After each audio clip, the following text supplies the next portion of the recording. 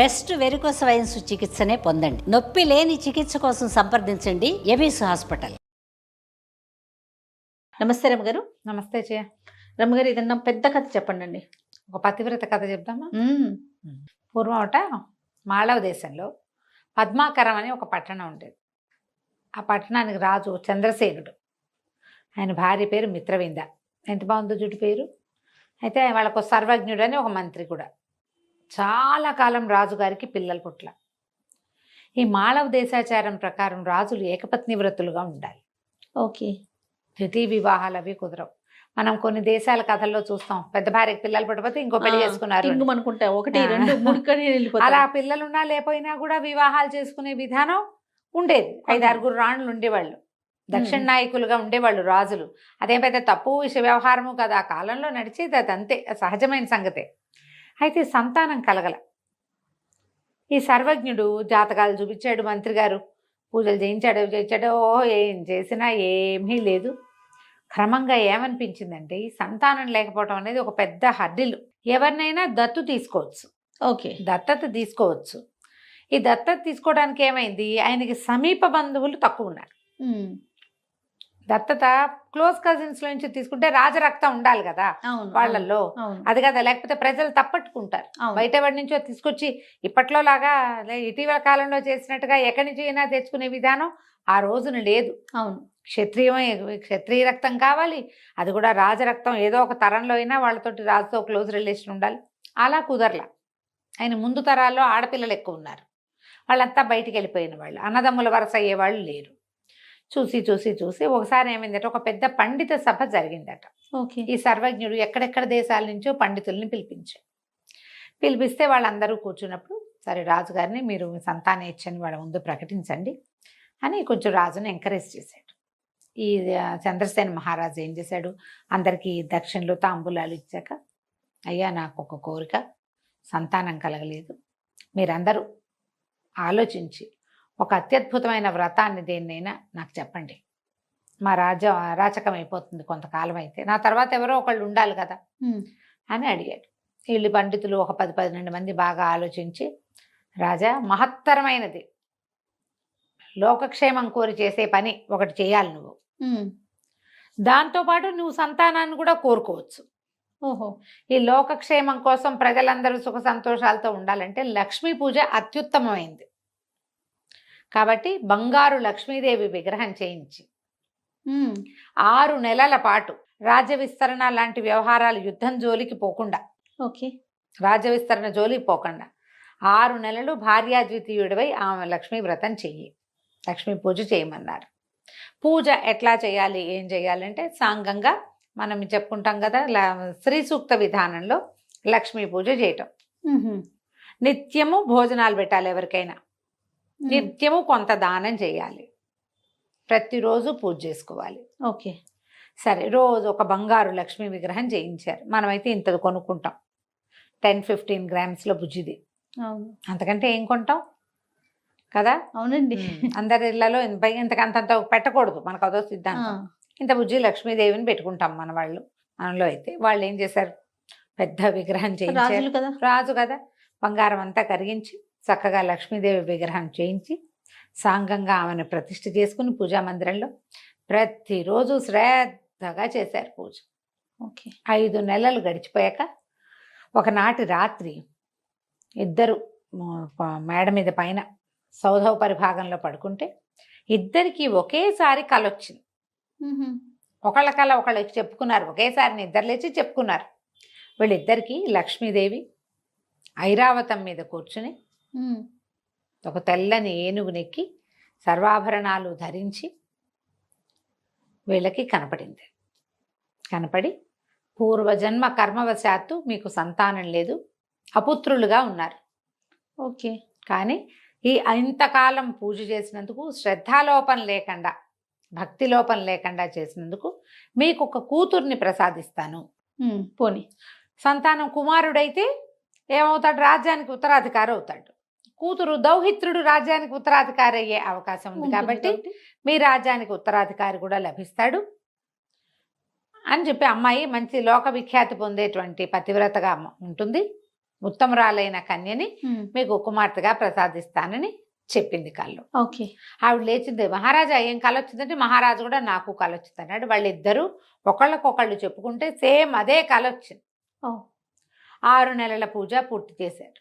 ప్రతిరోజు నియమం ఉందిగా, నియమం ప్రకారం అన్నీ చేసిన తర్వాత ఆ తర్వాత 2-3 నెలలకి రాణి గారు గర్భవతి అయింది. గర్భవతి అయి చాలా విశేషంగా ఇవి చేశారు, సీమంతోత్సవాలు అన్నీ చేశారు. ఊరంతా పండగ చేసుకున్నారు, దేశమంతా అన్ని చోట్ల కొత్త కొత్త మొక్కలు నాటారు. యువరాణి పుట్టబోతోందని, అమ్మాయి పుడుతుందని తెలిసిపోయిందిగా. 10 నెలలకి చక్కటి సర్వాంగ సుందరి అయిన ఒక కన్య జన్మించింది దేవుడికి ఇచ్చిన బాలిక. ఆ పిల్లకి శ్రీదేవి అని పేరు పెట్టారు. చక్కగా ఉండేది, అందమైన పిల్ల, చాలా బుద్ధిమంతురాలు, గుణవంతురాలు, చెప్పిన మాట వినేది, ఏం చెప్పితే అది నేర్చుకునేది. రకరకాల విద్యలు నేర్పించారు. ఒక 12, 13, 14 సంవత్సరాల వయసు వచ్చింది. ఈ పిల్ల ఈ కోటకి అనుబంధంగా ఒక పెద్ద పార్క్ లాంటిది, ఒక తోట లాంటిది డెవలప్ చేశారు. అమ్మాయి స్నేహితురాలతో అక్కడ ఆడుకుంటూ ఉండేది. ఏదో బంతి ఆడుకునేవాళ్ళు. ఒకరోజు బంతులు ఆడుతుంటే పిల్ల అలసిపోయి ఒక అరుగు మీద కూర్చుంది. అక్కడ మామూలుగా అక్కడక్కడ కూర్చోడానికి శిలా వితర్దికలు అంటారు, చిన్న చిన్న రాతి సోఫాలు చేయిస్తారు కదా కుర్చీలలో, ఈ మన పార్కుల్లో కూర్చుంటే దూరం నుంచి ఒక పరివ్రాజక ఒక ఆవిడ నడిచి వస్తుంది. ఈ పరివ్రాజక పేరండి, పరివ్రాజక అంటే చెప్తావు, సన్యాసిని.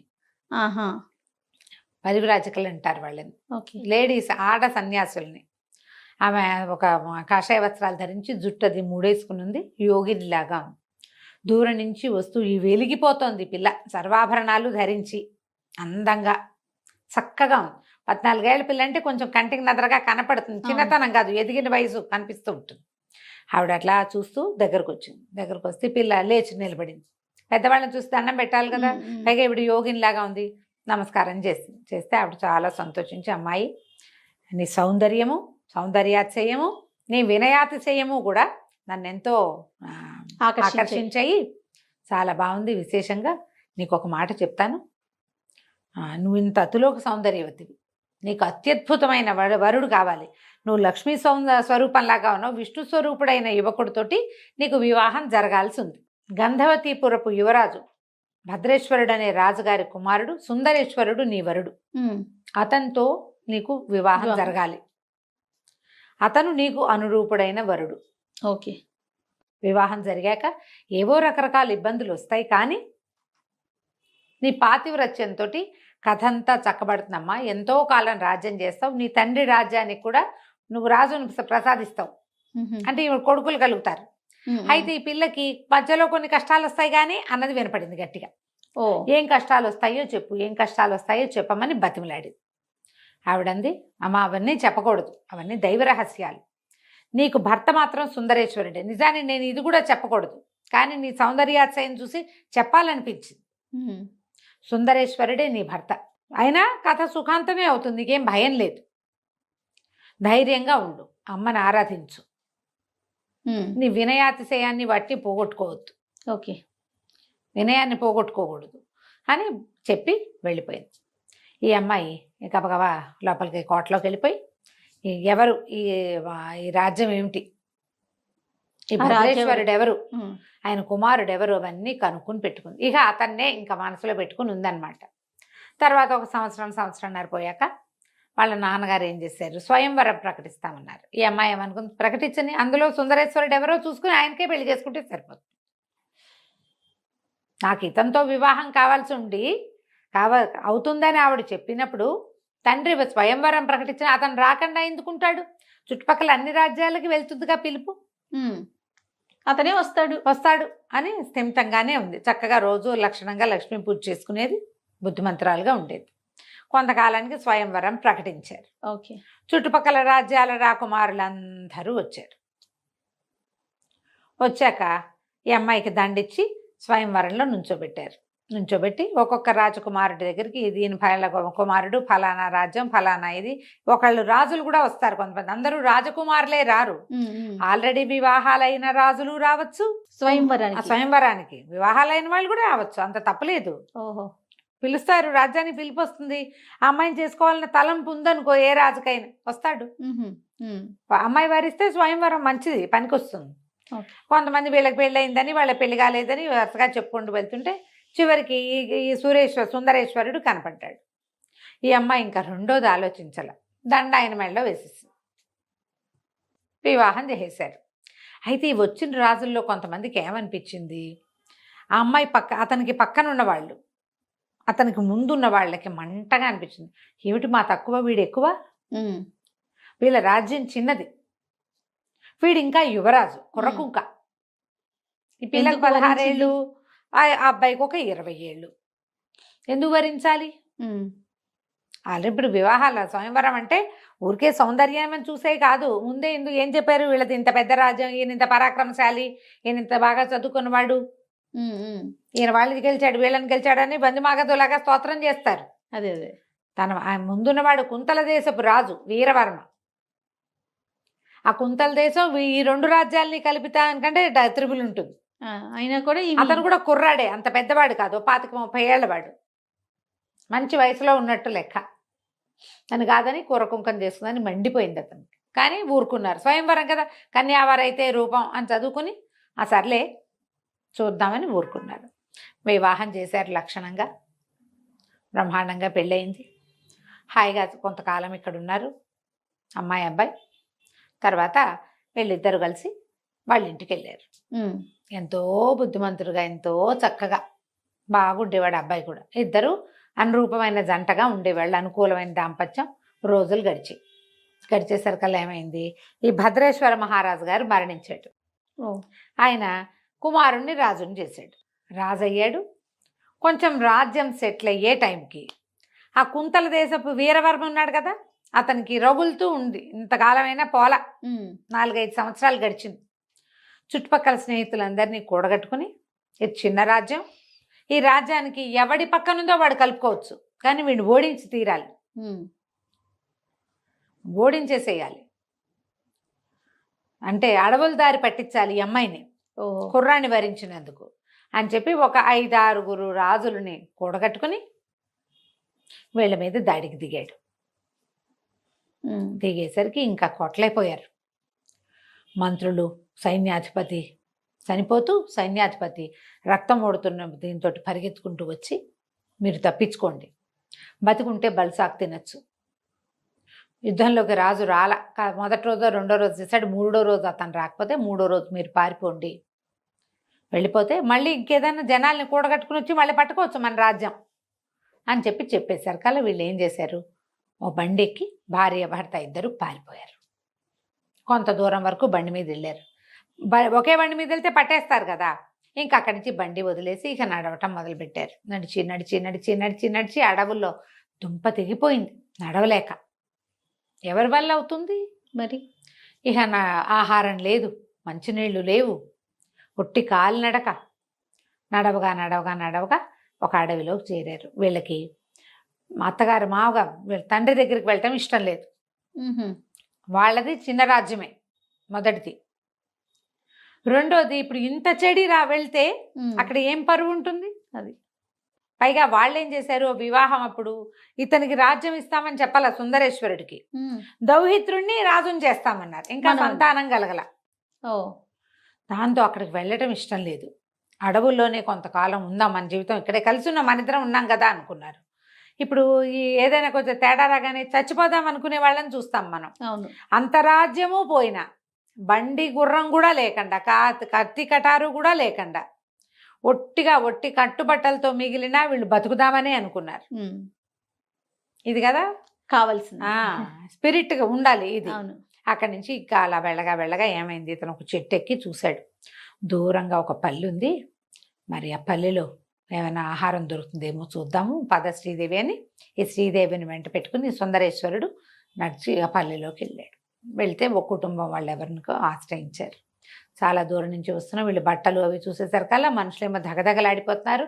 ఆ పిల్లేమో మరీ సౌందర్య రాసి తెలుస్తున్నారు కదా మనుషులు, ఓల్డ్ మనీ, పూర్వకాలం బాగా ఉన్నవాళ్ళు అనేది తెలిసిపోతోంది.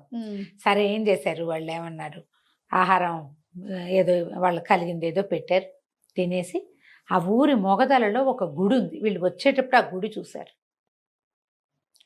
ఈ ఇంటి వాళ్ళు వాకిట్లో పడుకుంటే వద్దు, మేము గుడిలో పడుకుంటామని చెప్పారు. చెప్పేసరికి సరే వాళ్ళు కూడా ఏముంది, ఈ ఊరికి ఎవరైనా అట్లాంటి వాళ్ళు వస్తే అన్నాళ్ళు ఎవరిలో ఒకరి దగ్గర అన్నం తిన్నా పోయి గుడి దగ్గర పడుకోవడం పరిపాటే. అమ్మాయి ఒక్కతే అయితే పంపేవారు కాదు, భర్త ఉన్నాడు కదా పక్కన. అదేలే. సరే ఏదో ఒక చేపాటి కర్ర ఏదో చేతిలో పెట్టి, పెద్ద జంతువులు అవి ఏం రావు బాబు, ఏం భయం లేదు, పడుకోండి, రేపు ఉదయం మాట్లాడుకుందాం, వీలైతే మీరు ఏదో చెడిపోయి వచ్చినట్టున్నారు, ఇక్కడే ఉండటానికి ఏదైనా ఏర్పాటు చూసుకుందరు కానీ అని చెప్పారు. వీళ్ళు బయట కూర్చున్నప్పుడు పిచ్చాపాటి మాట్లాడుతుంటే చుట్టుపక్కల 2-3 వాళ్ళు కూడా చూశారు వీళ్ళని. అన్నం తినేశాక ఇద్దరు వెళ్ళి అమ్మయ్య అనుకుని ఇప్పటికి 2 రోజులుగా నడుస్తున్నారు, తిండి లేదు పాపం, వెళ్ళి అక్కడ పడుకున్నారు ఆలయంలో. అది ఒక లక్ష్మీదేవి గుడి. ఓహో. వీళ్ళ గుళ్ళో పడుకున్నారు. అర్ధరాత్రి రోజు ఒక పెనుబాము ఆ గుళ్ళోకి వస్తుంది చల్లదనం కోసం. గుడి లోపల భాగంలో చల్లగా ఉంటుంది. వీళ్ళిద్దరు పడుకున్నారు. ఆ పాము లోపలికి వస్తుంటే ఇతని నిద్రలో ఒక పక్కకి తిరిగాడు ఈ రాజు సుందరేశ్వరుడు. ఇతని కాలు సరిగ్గా ఆ పాము తోకకి తగిలింది. అమ్మో. తగిలేసరికి ఆ పాము వెనక్కి తిరిగి చూసి ఎవడో నన్ను తన్నాడని కసిదీరా ఆ కాలు మీద టపట పట పటప కాటేసి తన దారి మీద పోయింది. ఆ పిల్లకి ఏం తెలీదు. ఆ వేసిన కాటలతో తను చచ్చిపోయాడు. అయ్యో. మరణించాడు. నిద్రపోతున్నారు, నిద్రలోనే అయిపోయాడు. పిల్ల తెల్లవారు లేచి చూసుకుంది. తెల్లారు లేచింది, బాగా పొద్దెక్కాకే మెలకు వచ్చింది. ఎందుకంటే నడిచి నడిచి ఉన్నారు కదా.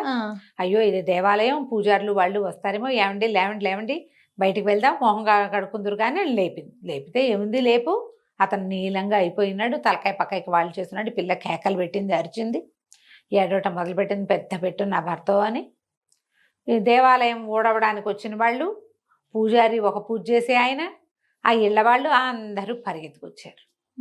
వస్తే ఏముంది, రాత్రి చక్కగా నవనవలాడుతూ ఉన్న 30 ఏళ్ళు కూడా లేని కుర్రాడు ఇప్పుడు చచ్చిపడి ఉన్నాడు. బాగా పరిశీలించి పాము కాటేసిందని తెలుసుకున్నారు వాళ్ళు. పాము కాటేయగానే తెలిస్తే ఏదో విరుగుడు ఉంటుంది, నీలమణి ఉంది వాళ్ళ దగ్గర, ఆ మణి తెచ్చి పెడితే బతుకుతాడు. అక్కడి నుంచి ఇంకేదో వేరుంది, సర్పగంధి లాంటి వేర్లేవో ఉన్నాయి. ఆ వేళ రసం కంట్లో పెట్టినా నోట్లో పోసినా బతకచ్చు. గారుడమణి అని ఉంది, ఆ గారుడమణి పెట్టినా బతుకుతాడు. ఒక మూలికలు ఎన్నున్నాయో వాళ్ళ దగ్గర, కానీ చేయలేకపోయారు. బతుకుండగా తెలియలేదు కదా, చచ్చిపోయి ఎన్ని గంటలు అయిపోయిందో. అక్కడి నుంచి ఊళ్ళో వాళ్ళంతా అయ్యో అయ్యో గుళ్ళో చనిపోయాడని బయటికి తీసుకొచ్చారు. పాపం జాలి పడ్డారు, ఏం చేయాలో తెలీదు. తన బిడ్డో ఇప్పుడు ఏం చేస్తాం, అంత్యక్రియలు చేసేద్దామని వాళ్ళు ఏర్పాట్లు చేసేస్తారు. ఈ అమ్మాయి ఏం చేయాలో తెలీదు, ఏడుస్తూ కూర్చుని నేను ఇప్పుడు ఎక్కడికి వెళ్తాను, నేనేం చేస్తాను, ఊరేసుకుని చచ్చిపోదాం అని చెప్పి. ఇప్పుడు కష్టాల్లో ఉన్నప్పుడు సంగతులు గుర్తురావు, ప్రధాన కష్టమే కనపడుతుంది అంతే. ఈ అమ్మాయికి ఆ యోగిని ఏం చెప్పింది, కొన్ని కష్టాలు వస్తాయి కానీ చివరికి సుఖాంతం అని చెప్పింది కదా. కష్టాలు వచ్చాయి, సుఖాంతం వస్తుందని గుర్తురాదు అంతే. మీ నాన్నకే నువ్వు సంతానాన్ని ఇస్తావు, అంటే తండ్రికి నీ కొడుకుని ఇస్తావు అన్న మాట కూడా గుర్తులేదు. ఇంకా భర్త చచ్చిపోయాడు, నేను కూడా చచ్చిపోవాలి. ఈ అమ్మాయి ఏం చేసింది, ఏడుస్తూ అట్లా నడుచుకుంటూ వెళ్ళి అక్కడ ఒక పెద్ద మర్రి చెట్టు ఉంటే మర్రి ఊడలు సన్నగా వేళ్లాడుతున్నాయి. ఈ పిల్ల గట్టిగా ఒక గట్టులాగా గట్టుంది, ఆ గట్టెక్కి ఆ మర్రి ఊడల్లాగి మెడకి ఊరిపోసుకోపోయింది. ఊరేసేసుకుంటుంది. ఇప్పుడు ఆమె భర్తని ఆ అంత్యక్రియలు జరిగే లోపల నా పని కూడా అయిపోతుంది. ఆయనతో పాటు చితెక్కుదామని తోచల అమ్మాయికి, తన దారిని తను ఊరేసుకోవడానికి వెళ్ళిపోయింది. ఈ మెడకి ఎప్పుడైతే ఈ తాళ్ళు బిగించుకుని గట్టిగా బిగించుకుంటుందో అప్పుడు ఆకాశంలో నారద మహర్షి తిరుగుతున్నాడు, ఎక్కడికో వెళ్తున్నాడు, నారాయణ నారాయణ అంటూ. ఆయన దిగొచ్చాడు కిందకి. అమ్మాయి ఎందుకమ్మా ఇంత పని చేస్తున్నావు అంటే, వల్ల ఏడిచింది, నేనేం చేయను, రాజ్యం పోయింది, దిక్కు లేదు, అక్కడ ఎవరున్నారో, ఎవరు బతుకున్నారో, ఎవరు చచ్చిపోయారో తెలీదు, మా అమ్మ నాన్నలు, మా ఊరు ఎక్కడుందో కూడా నాకు తెలీదు, అతనేమో ఇట్లా మరణించాడు, ఏ కారణంతో మరణించాడో కూడా తెలుసుకోలేదు, ఎప్పుడు మరణించాడో కూడా నాకు తెలీదు, ఇక నేను ఎందుకు నా జీవితం అనేసరికి అతను అన్నాడు, కాదమ్మా నువ్వు అమ్మవారి అంశతో ఆ వరంతో పుట్టావు, నీ మొహం చూస్తే నీకు వైధవ్య చిహ్నాలు నాకు కనిపించట్లా, వైధవ్యం రాసి కనిపించట్లేదు, చిరంజీవిత్వము తర్వాత సంపూర్ణ 5వ తనము కనపడుతున్నాయి, ఆయుష్మంతురాల్లాగా ఉన్నావమ్మా, నా మాట విను, నువ్వు ఈ పక్కన ఒక దేవాలయం ఉంది, ఆ దేవాలయంలో కూర్చొని లక్ష్మీదేవిని ప్రార్థించు, నువ్వు ఇప్పటిదాకా లక్ష్మీ పూజ చేస్తావు, అమ్మవారు ఏదైనా నిన్ను కరుణిస్తుంది, వాళ్ళ అవన్నీ ఏర్పాట్లు అయ్యే లోపల ఏదైనా జరగచ్చు, నువ్వు వెళ్ళమన్నాడు. సరే అమ్మ ఏం చేసింది, ఆ మహిళతోటే భర్త చనిపోయాడు, పోయి మళ్ళీ మా దేవుడ మందిరంలో కూర్చుంది. అది ఇంతెత్తు లక్ష్మీదేవి విగ్రహం, ఆ లక్ష్మీదేవి ఎదురుగుండా కూర్చుని ధ్యానంలో తదేక దీక్షతోటి కూర్చుని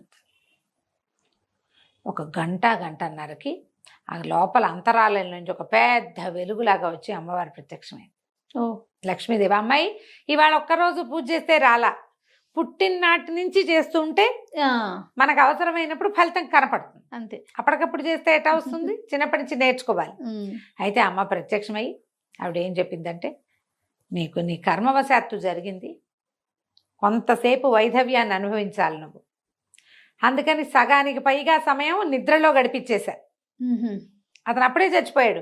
ఈ పిల్లకి తెలియదు కదా తెల్లవారేదాకా. ఈ కాస్త దుఃఖము నువ్వు అనుభవించవలసిందే. ఇది నీ తల్లిదండ్రుల తాలూకు కర్మానుభవం వల్ల కూడా నీకు సంప్రాప్తించింది అని ఒక మా పండు ఇచ్చింది.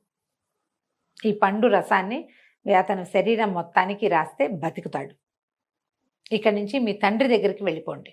ఉమ్, వెళ్ళి అక్కడ నువ్వు యుద్ధానికి సమకూర్చుకుని మళ్ళీ మీ రాజ్యాన్ని మీరు చేజిక్కించుకోగలుగుతారు.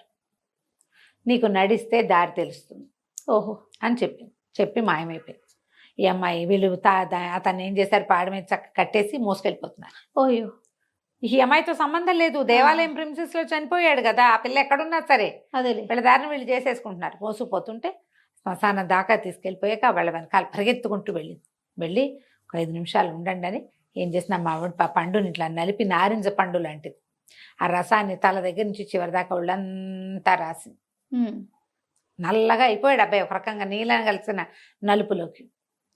5-10 నిమిషాల తర్వాత లేచి కూర్చున్నాడు అతను. ఓ గోర్ల దగ్గర అక్కడ నలుపు ఉండిపోయిందట, ఎక్కడ అంటలేదో అక్కడ. లేచి కూర్చున్నాడు. కూర్చునేసరికి అంతా ఆశ్చర్యపోయారు. అయ్యే బాబోయ్, ఏం పాతివ్రత్యం అమ్మా, ఎట్లా సంపాదించావు ఇంత శక్తి నువ్వు, ఇన్ని గంటల క్రితం చచ్చిపోయిన వాడిని ఎట్లా బతికించావు అని అందరూ ఆశ్చర్యపోయారు. నేను కాదు నాయనా బతికించింది, మీ ఊర్లో ఉన్న లక్ష్మీదేవి, ఉమ్, ఆవిడే నాకు ఈ వరం ఇచ్చిందని చెప్పేసరికి వాళ్ళు వీళ్ళు ఏం చేశారు, ఆ దేవాలయం అంతా మళ్ళీ శుభ్రం చేసి బొళ్ళని కొలుపులు చేసి అమ్మవారికి ఉమ్, పూజలు జరిపించి, మరి తను చనిపోయాడని భావించారు అవును. కదా, సరే వీళ్ళిద్దరికి ఆ భోజనం పెట్టి వీళ్ళకి బాగా శ్రమ తీరేదాకా ఉంచుకుని తర్వాత 2 మనుషులు తోడొచ్చి ఆమె రాజ్యం దాకా దింపారు, ఆ శ్రీదేవిని సుందరేశ్వరుణ్ణి. ఓ వీళ్ళు ఆ రాజ్యానికి ఎల్లల్లో ఉన్నారు, దానికి సంబంధం లేదు. ఉమ్, కానీ వీళ్ళ సరిహద్దులు దాటితే వాళ్ళ రాజ్యంలోకి వెళ్ళిపోతారు, ఆ పద్మాకరానికి వెళ్తారు. అక్కడి నుంచి ఇక మాళవ దేశం వైపుగా నడిచి వెళ్ళి తండ్రిని కలుసుకున్నారు. తండ్రికి ఆల్రెడీ ఈ వార్త వచ్చింది, కూతురు అల్లుడు ఏమైపోయారో అని వెతుకుతున్నారు. కానీ వాళ్ళు అప్పటికే ఏం చేశారు, చాలా మటుకు సైనిక బలాల్ని సమకూర్చుకున్నారు. ఒకవేళ అల్లుడు తమ దగ్గరికి వస్తే యుద్ధానికి వీలుగా అనమాట. ఓ ఈ సమకూర్చుకున్న బలాలతోటి ఇంకొక 6 నెలలు ప్రయత్నం చేసి మళ్ళీ వీళ్ళు అక్కడ కుంతల దేశం మీదకి యుద్ధం చేశారు. ఓకే. అందరినీ కలుపుకున్నాడు ఆయన. నా కూతురికి స్వయంవరం చేసుకునే అవకాశం లేదా, ఉమ్, పైగా ఈ రోజు స్వయంవరమై నువ్వు ఈ రోజు యుద్ధం చేస్తే బాగుంటుంది. స్వయంవరమైన 5 సంవత్సరాలకి ఆ కక్ష మనసులో పెట్టుకుని ఇంత పని చేశాడని కొంతమంది స్నేహితులకు ఉత్తరాలు రాసి, ఇట్లా మా కూతుర్ని అల్లుడిని దారులు పట్టించాడు, అడవి దారులు పట్టించాడు దుర్మార్గుడు అని రాసేసరికి వాళ్ళు మేము కూడా వస్తా ఉన్నారు. అందరూ కలిసి మళ్ళీ కుంతల దేశం మీద పడ్డారు. ఉమ్, యుద్ధంలో వీరవర్మ ఓడిపోయాడు. వీళ్ళకి ఆ రాజ్యం కూడా దొరికింది. ఓ కొంతకాలానికి శ్రీదేవికి సంతానం కలిగింది. వాడే తొలుత పుట్టిన కుమారుణ్ణి మళ్ళీ ఈ పద్మాకర రాజ్యానికి రాజుని చేశారు. ఎంతకాలమో చిరంజీవులుగా చాలా సంవత్సరాలు రాజ్యం చేశారు. వాళ్ళ పిల్లలు మనవలు మునిమనవలు వచ్చేదాకా భార్యాభర్త కలిసి సంతోషంగా ఉన్నారు. కథ కంచికి మనం ఇంటికి. బాగుంది. కొంచెం పెద్ద కథ అయినా కూడా చాలా బాగుంది. నమస్తే. నమస్తే జీ.